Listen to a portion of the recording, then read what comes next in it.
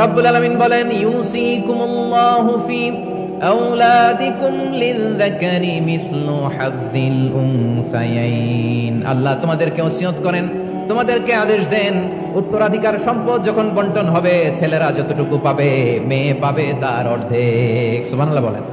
দেখেন, ছেলে যতদূর, মেয়ে অর্ধেক, ছেলে ডবল পাবে। আপাত দৃষ্টিতে মনে হয় এখানে অবিচার হয়েছে, কিন্তু আসলে কি অবিচার হয়েছে?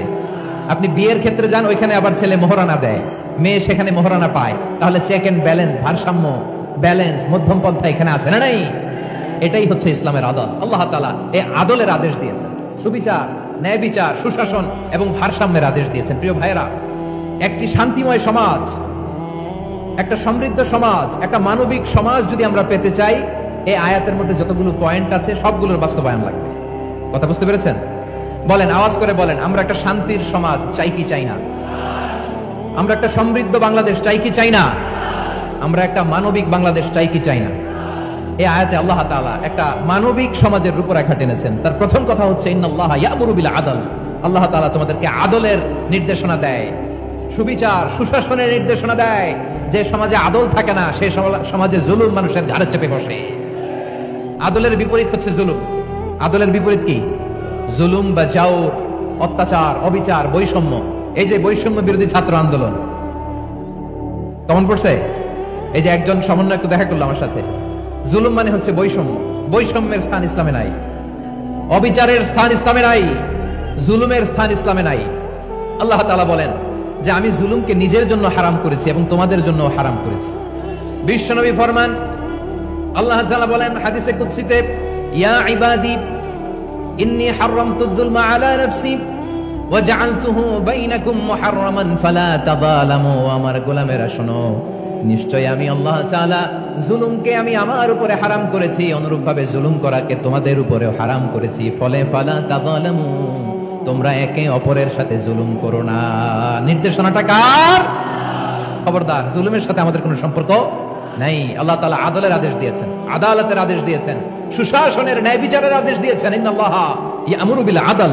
আমাদেরকে আদল প্রতিষ্ঠা করতে হবে। জুলুমের সাথে ইসলামের কোনো সম্পর্ক নাই। আল্লাহ তাআলা জালিমদের জন্য কঠিন শাস্তি প্রস্তুত করে রেখেছেন। যারা এই আদলকে ভুলুণ্ঠিত করে জুলুমের রাস্তায় হাঁটতে চায়, তাদের প্রাপ্য কিয়ামতের ময়দানে বুঝিয়ে দিবে কে? আল্লাহ তাআলা তাদের প্রাপ্যকে বুঝিয়ে দিবেন। এজন্য বিশ্বনবী বলে, খবরদার, তোমরা ইনসাফ করবে, আদল করবে, জুলুম করবে না। আয-যুলমু যুলুমাতুন ইয়াওমাল কিয়ামা। জুলুম কিয়ামতের দিন অন্ধকার হয়ে জালিমের ঘাড়ে চেপে বসবে। আবার বিশ্বনবী বলতেন, ইত্তাকি দাওয়াতাল মাজলুম। খবরদার, তোমরা মজলুমের কান্নাকে ভয় করো। ফাইন্নাহু লাইসা বাইনাহু ওয়া বাইনাল্লাহি হিজাব। কেননা মজলুমের কান্নার মাঝে আর আল্লাহর আরশের মাঝে কোনো পর্দা থাকে না। বিশ্বাস হয়? এই কথা বিশ্বাস হয়? এর জলজন্ত প্রমাণ তো আমরা নিজেরাই দেখলাম। হ্যাঁ, মজলুমের কান্না ফুলে ফেপে মহিরুহ হয়ে, পাহাড়ের মতো হয়ে, বিস্ফোরিত হয়ে জালিমের মসনদকে সরকার করে দিয়েছে। এর প্রমাণ তো আমরা নিজেরাই তো দেখলাম। জালিমের পরিণতি কি হয় আমরা জীবদ্দশাই তো দেখলাম। এমনও কোনো জুলুম নাই যে হয় নাই, ঠিক কিনা বলেন?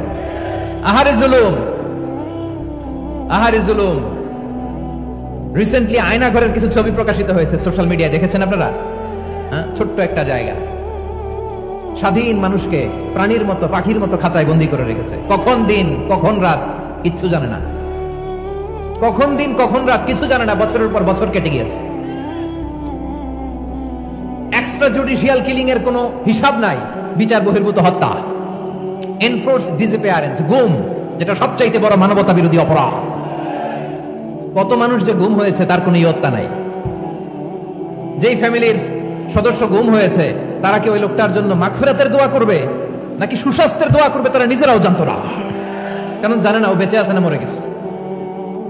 আহা, বিডিআর নওজওয়ানদের যারা ছাড়া পেল দেখলাম, বিনা অপরাধে, কোনো অন্যায় ছাড়া, অপরাধ ছাড়া তাদের জীবন থেকে, তাদের তারুণ্যের, তাদের যৌবনের 15 বছর, 16 বছর, 17 বছর নাই।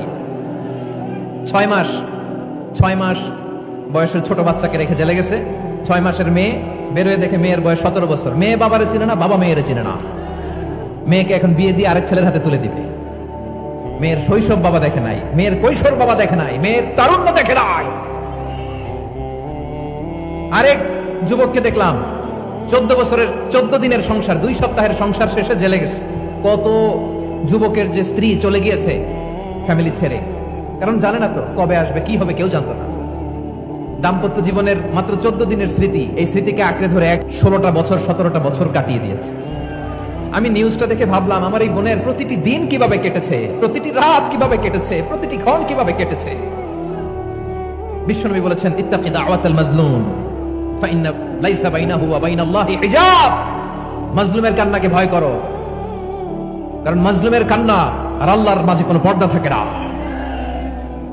আমরা আর এরকম কোন জুলুম বাংলাদেশে দেখতে চাই না, জোরে বলেন ঠিক কিনা? আর কেউ নতুন করে জালিম হোক আপনারা চান? আবার নতুন করে কেউ ফ্যাসিস্ট হোক আপনারা চান? এক দল আরেক দলকে নিশ্চিহ্ন করার রাজনীতিতে মেতে উঠুক, এটা আপনারা চান? আমরা বাংলাদেশকে আদল দিয়ে সাজাতে চাই। আমরা এই 56,000 বর্গ মাইলের প্রতিটা ইঞ্চি মাটিকে কোরআনের আইন দিয়ে সাজাতে চাই। রাজি আছেন আপনারা? কারা কারা রাজি দেখান হাত তুলে আল্লাহকে। বসুন। আমার প্রিয় বীর চট্টলার তৌহিদি মুসলমান, আমরা আর নতুন করে কেউ জালিম হোক এটা চাই না, নতুন করে আবার কেউ ফ্যাসিস্ট হোক আমরা চাই না, এক দল আরেক দলকে নিশ্চিহ্ন করার রাজনীতি করুক আমরা চাই না। আমরা সুশাসনের বাংলাদেশ চাই, আমরা মানবিক বাংলাদেশ চাই, আমরা একটা সমৃদ্ধ বাংলাদেশ চাই, আমরা বিশ্বের বুকে সম্মান নিয়ে মাথা উঁচু করে দাঁড়াতে চাই, ঠিক কিনা বলেন? আল্লাহ বললেন, এটা যদি তোমরা চাও, একটা সমৃদ্ধ সমাজ যদি বিনির্মাণ করতে চাও, মানবিক সমাজ যদি বিনির্মাণ করতে চাও, আমি তোমাদেরকে সেজন্য প্রথমে আদালতের নির্দেশ দিলাম। ইন্নাল্লাহা ইয়া'মুরু বিল আদল, নিশ্চয় আল্লাহ তাআলা তোমাদেরকে ন্যায় বিচার সুশাসন এটার আদেশ দেন। সুবহানাল্লাহ। আদাল, ন্যায় বিচারের আদেশ আল্লাহ তাআলা কোরআনের বিভিন্ন আয়াতে দিয়েছেন। আল্লাহ তাআলা বলেন, ইন্নাল্লাহা يأمركم أن تؤدوا الأمانات إلى أهلها وإذا حكمتم بين الناس أن تحكموا بالعدل إن الله نعم ما يعظكم به إن الله كان سميعا بصيرا। আল্লাহ তাআলা বললেন, আল্লাহ আদেশ দিচ্ছেন, যে ব্যক্তি আমানতের হকদার তার হাতে তোমরা আমানত পৌঁছে দাও, আর যখন তোমরা বিচার কার্য করবে, বিচার ফয়সালা করবে, আদালতের সাথে করো। সুবহানাল্লাহ বলেন। ওয়াইদা হাকামতুম বাইনান নাসি আন তাহকুমু বিল আদল, আদালতের সাথে করবা। আল্লাহ তাআলা বলেন, যারা জাজ হবে, বিচারক হবে, তাদের যদি বাদী বিবাদীর কারোর সাথে শত্রুতা থাকে, কারোর সাথে যদি কোনো ধরনের রেশারেশি থাকে, আল্লাহ বলেন বিচার কার্য করতে যে ওই শত্রুতা রেশারেশির কারণে আদালতের বাইরে যে অবিচার করে বিচার করো না। ওয়ালা ইয়াজরিমান্নাকুম শানাআনু কওমিন আলা আল্লা তা'দিলু ই'দিলু হুয়া আকরাবু লিত-তাকওয়া ওয়াত্তাকুল্লাহা ইন্নাল্লাহা খাবীরুম বিমা তা'মালুন। খবরদার কোন জাতির প্রতি, কোন গোষ্ঠীর প্রতি, কোন গোত্রের প্রতি আক্রোশ যেন তোমাদেরকে ন্যায় বিচার থেকে দূরে সরিয়ে না দেয়, বরং আমি আল্লাহর আদেশ হলো ই'দিলু, তোমরা আদল করো, ন্যায় বিচার করো, সুবিচার করো, সুশাসন প্রতিষ্ঠা করো। হুয়া আকরাবু লিত-তাকওয়া, এটাই তাকওয়ার সবচেয়ে কাছাকাছি। সুবহানাল্লাহ বলেন। কোরআনের বিভিন্ন আয়াতে আল্লাহ তাআলা স্পেসিফিকলি ধরে ধরে বিচার করার সময় আমরা যেন আদল করি সেটা বলেছেন। কোরআনের কোন কোন জায়গায় আল্লাহ তাআলা এই আল আদল শব্দটা ব্যবহার করেছেন। আবার একই জিনিস ইনসাফ, সুবিচার, সুশাসন, ন্যায় বিচার, ন্যায় পরায়ণতা বুঝাতে আল্লাহ তাআলা কখনো কখনো আল কিসত শব্দটা ব্যবহার করেছেন। আওয়াজ করে সবাই বলুন আল কিসত। প্রিয় ভাইরা, সবাই আওয়াজ করে আমার সাথে সাথে বলুন আল কিসত। আল্লাহ তাআলা বলেন, ওয়া ইন হাকামতা ফাহকুম বাইনাহুম বিল কিসত ইন্নাল্লাহা ইউহিব্বুল মুকসিতিন।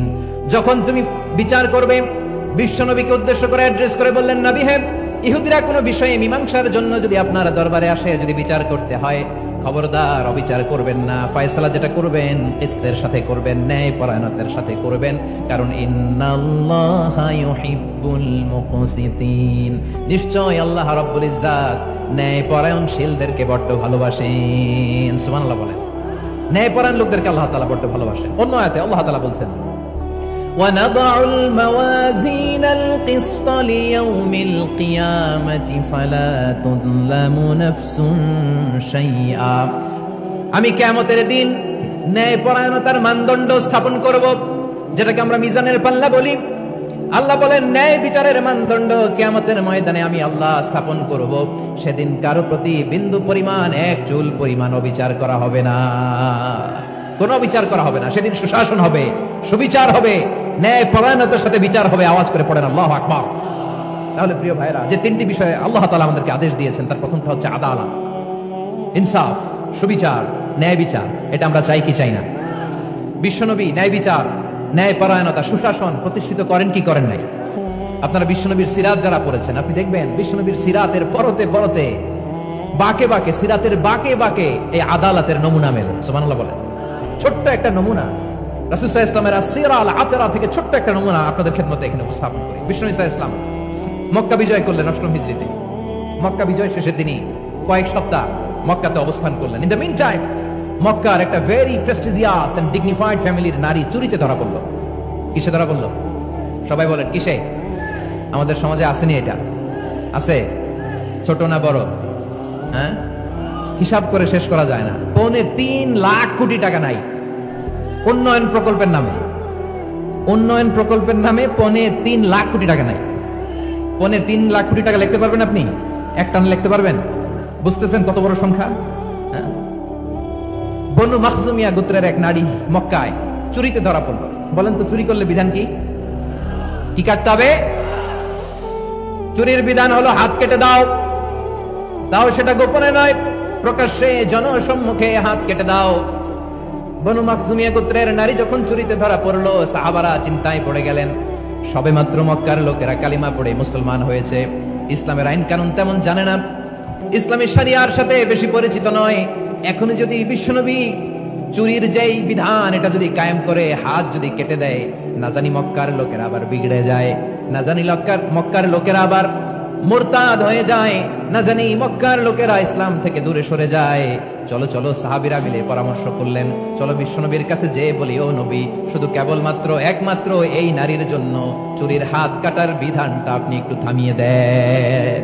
চুরির হাত কাটার যে বিধান এখানে একটু রহিত করে দেন, বাকিগুলা কইরেন মদিনাতে যে চলবে, কিন্তু মক্কায় এবারের জন্য মাফ করে দেন। কিন্তু কে বলবে? এই যে পরামর্শ, সাজেশন, এটা কে দিবে বিশ্বনবীর কাছে? সাহাবারা চিন্তায় পড়ে গেলেন। আল্লাহর নবীর সামনে দাঁড়িয়ে আল্লাহর দেয়া হুদুদ, আল্লাহর দেয়া বিধান থামিয়ে দেওয়া, মাফ করে দেওয়া, এই কথা বিশ্বনবীর সামনে বলার সাহস তো কেউ রাখে না। কেউ কেউ বলল, বিশ্বনবীর পালক পুত্র যায়েদ বিন হারেসার সন্তান উসামারে বিশ্বনবী নাতির মতো আদর করে, বড্ড বেশি ভালোবাসে উসামারে। এজন্য সাহাবারা উসামাকে বলতো হিব্বু রাসূলিল্লাহ, বিশ্বনবীর ভালোবাসা। কি বলতো? সাহাবীরা বললেন, বিশ্বনবীর ভালোবাসা, হিব্বু রাসূলিল্লাহ, উসামারে পাঠাও। উসামারে বিশ্বনবী নাতির মতো স্নেহ করে, মায়া করে, ভালোবাসে। আমরা পারবো না, উসামা পারবে। সবাই মিলে ফুলিয়ে ফুসিয়ে উসামাকে, ছোট্ট উসামাকে রাজি করালো। উসামা এমন এমন কথা যে তুমি বিশ্বনবীর কাছে বলতে হবে, পারবা নাকি? উসামা বলে, পারবো। সাইয়েদনা উসামা রাদিয়াল্লাহু তাআলা আনহু তরুণ সাহাবী বিশ্বনবীর কাছে গেলেন, যে বললেন, নবী, বনু মাখজুমিয়া গোত্রের এক নারী চুরিতে ধরা পড়েছে, এবারের জন্য কি এই মহিলাটারে মাফ করে দিলে হয় না? এবারের জন্য একটু ক্ষমা করা যায় না নবী? বিশ্বনবী বলেন, আতাশফাউ ফি হাদ্দিন মিন হুদুদিল্লাহ, তোমার এত বড় সাহস উসামা, তুমি আল্লাহর হাত, আল্লাহর দেয়া বিধান, এটার ব্যাপারে সুপারিশ করতে এসেছো? তোমরা কি জানো তোমাদের আগে যত কওম, যত গোত্র, যত জনপদ ধ্বংস হয়েছে তার কারণ ছিল তাদের মধ্যে গরিবরা অন্যায় করলে তারা বিচার করত, আর ধনীরা অন্যায় করলে তারা মাফ করে দিত। খবরদার, ওয়া আইমুল্লাহ লাউ আন্না ফাতিমাতা বিনতি মুহাম্মাদিন সারাকাত লাকাতা মুহাম্মাদুন ইয়াদাহা। বিশ্বনবী বললেন, আরে উসামা, বনু মাখজুমিয়ার ওই প্রেস্টিজিয়াস এন্ড ডিগনিফাইড ফ্যামিলির মেয়ে তো দূর কি বাত, অনেক দূরের কথা। জেনে রেখো উসামা, আমার কলিজার টুকরা নয়নের পুটুলি ফাতেমাও যদি মক্কার জমিনে আজকে এই চুরির দায়ে ধরা পড়তো, আমি বিশ্বনবী মুহাম্মদুর রাসূলুল্লাহ ধরে ফাতেমার ডান হাতটা কেটে দিতে এক বিলম্ব দেরি করতাম না। ইন্নাল্লাহা ইয়া'মুরু বিল আদল, আমাদেরকে জাস্টিস শিখায় পশ্চিমারা, আমাদেরকে ইনসাফ শিখায়, আমাদেরকে সুশাসন শিখায়। আর ইনসাফ, সুশাসন, ন্যায় বিচার, সুবিচার, জাস্টিস কারে বলে বিশ্বনবীর বায়োগ্রাফি থেকে জেনে নাও। এই ছিল বিশ্বনবী ইসলামের আদালতের নমুনা। আপনি যদি সাইয়েদনা ওমর ফারুকের জীবনের দিকে তাকান, এমন কঠোর, এমন বীর সেনানী ছিলেন। সাইয়েদনা ওমর ফারুক যদি রাস্তার এই মাথা দিয়ে হাঁটা শুরু করতেন, শয়তান ওমর ফারুককে দেখলে ওই রাস্তা রেখে দিয়ে অন্য রাস্তা দিয়ে হাঁটতো। সুবহানাল্লাহ। ওমর ফারুক রাদিয়াল্লাহু তাআলা কি পার্সোনালিটি ছিল, কি পার্সোনালিটি! আমাদের এলাকায় ছোট বাচ্চারা রাতে ভাত খেতে চায় না, আমার মেয়েটাও খেতে চায় না, এই এটা দিব ওইটা দিব, আজকে মাহফিলে আসার সময় বলে দিছে লিস্ট করে এটা এটা আনতে হবে। তো ছোট্ট বাচ্চাদের অনেক বায়না থাকে, ওরা রাতে খেতে চায় না। তো মায়েরা বিভিন্ন ভয় দেখায়, এই বাঘ আসবে খাও, এই ভূত আসবে খাও। আপনারা কি বলেন চট্টগ্রামে? কি আসবে?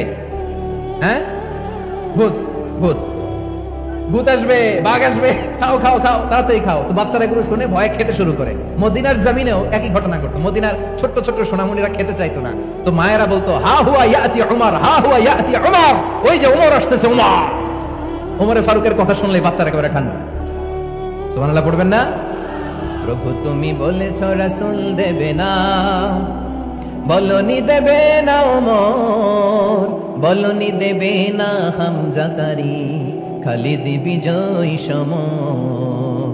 প্রভু তুমি বলেছ রাসূল দেবে না, বলনি দেবে না ওমর, বলনি দেবে না হামজা তারি, খালিদ বিজয় সমর। প্রভু তুমি বলেছ রাসূল দেবে না। আল্লাহু আকবার। ওমর ফারুক রাদিয়াল্লাহু তাআলা আনহু, ওনার কথা শুনলে গায়ের মধ্যে গুজবাম হয়, গায়ের পশমগুলো দাঁড়িয়ে যায়। সুবহানাল্লাহ বলেন। কি পার্সোনালিটি ছিল, কি ব্যক্তিত্ব ছিল। মুনাফিকরা ওমর ফারুককে জমের মতো ভয় পেতেন। শয়তান, ভূত শয়তান এই রাস্তা দিয়ে আসলে শয়তান অন্য রাস্তা দিয়ে হাঁটত। ওমর ফারুক রাদিয়াল্লাহু তাআলা আনহুর জীবনে যদি দেখেন, তাহলে সেখানে আপনি আদালতের, ইনসাফের, সুশাসনের, জাস্টিসের নমুনা দেখতে পাবেন। কয়টা শুনবেন? সাইয়েদনা ওমর ফারুকের রাদিয়াল্লাহু তাআলা আনহুর সন্তান আব্দুর রহমান মিশরে মদ খেয়ে মদ্যপ অবস্থায় ধরা পড়েছে। মদ খাওয়ার কারণে, মদ যদি কেউ পান করে আর যদি প্রমাণিত হয়, তার বিচার হলো 80 বেত। আওয়াজ করে বলেন কয় বেত? বাংলাদেশেও তো এই আইন আছে নাকি? বাংলাদেশে আছে? হ্যাঁ, মদ খাইলে 80 বেত, এই আইন বাংলাদেশে চালু হোক। আমরা চাই কি চাই না? চাই সবাই। এজন্যই তো ইসলাম ভাল লাগে না। ইসলামকে ভাল লাগে না। ইসলামকে আউট করে রাখতে পারলেই তো এরকম বড় বড় বোতল খাওয়া যায়। একেবারে সহজ, পানির মতো সহজ, হিসাব একেবারে সহজ। ওমর ফারুক রাদিয়াল্লাহু তাআলা আনহুর ছেলে ভুল করে মদ পান করে ফেলেছিলেন। আব্দুর রহমান, ঘটনা ঘটেছে মিশরে। মিশরের গভর্নর তখন আমর ইবনে আস রাদিয়াল্লাহু তাআলা আনহু।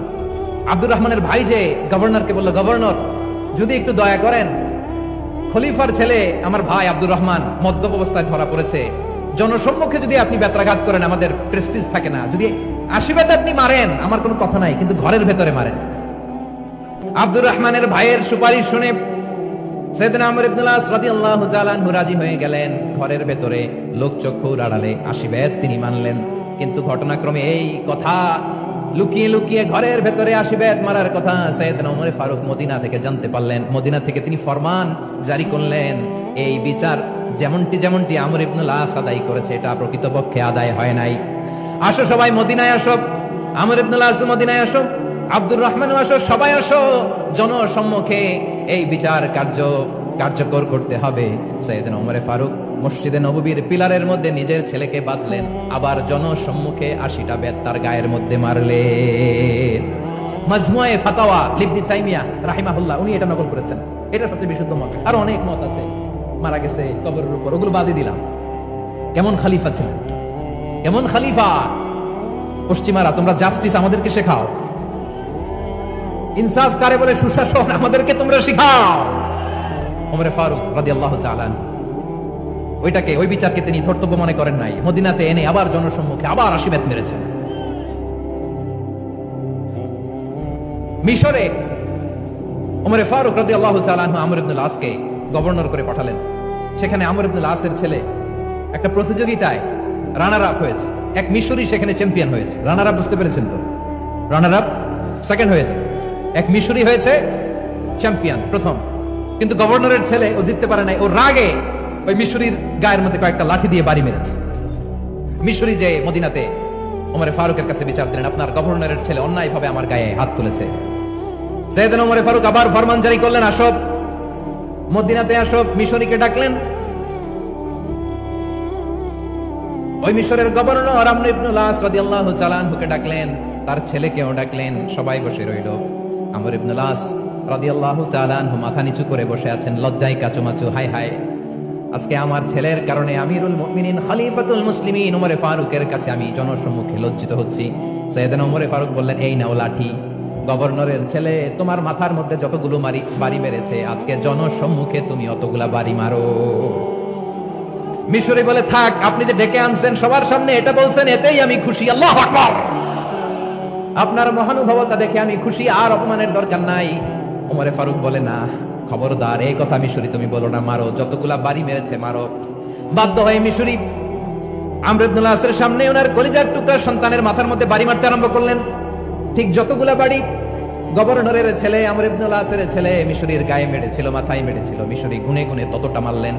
এই দৃশ্য দেখে ওমরে ফারুক রেগে মেগে আগুন, রাগের চোটে রাগ সামলাতে না পেরে, আর নিজেকে সামলাতে না পেরে মিশরিরে বললেন, ছেলেরে মারা শেষ হয়ে গেলে এবার বাবার টাক মাথার মধ্যে কয়েকটা বাড়ি মার।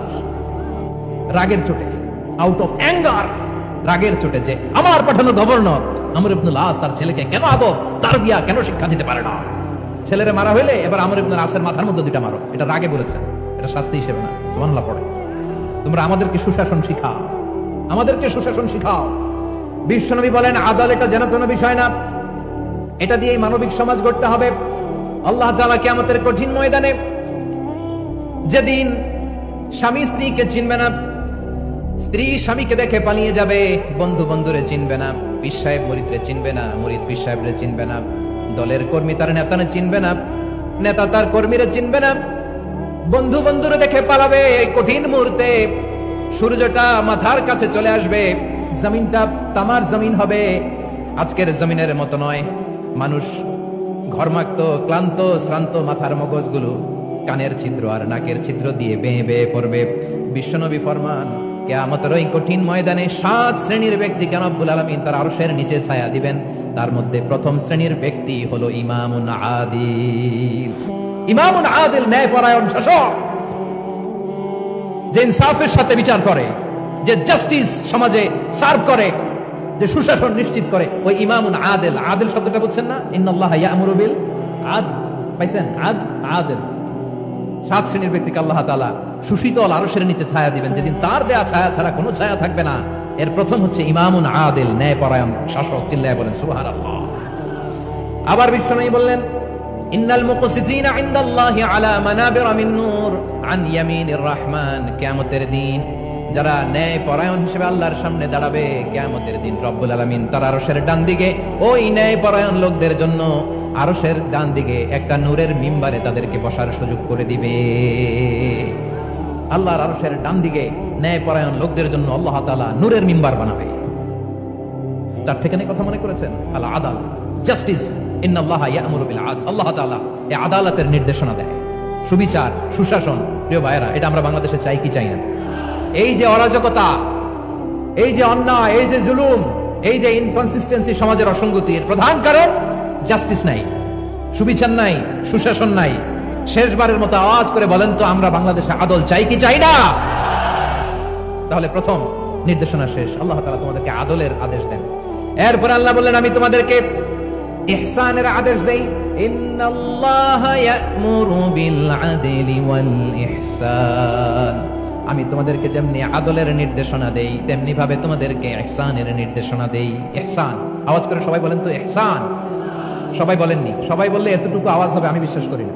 আওয়াজ করে বলুন আল ইহসান। ইহসান মানে কারো প্রতি সফট হার্টেড হওয়া, মহানুভব হওয়া, অনুগ্রহ পরায়ণ হওয়া, অনুগ্রহশীল হওয়া, একে অপরের প্রতি দয়াদ্র হওয়া।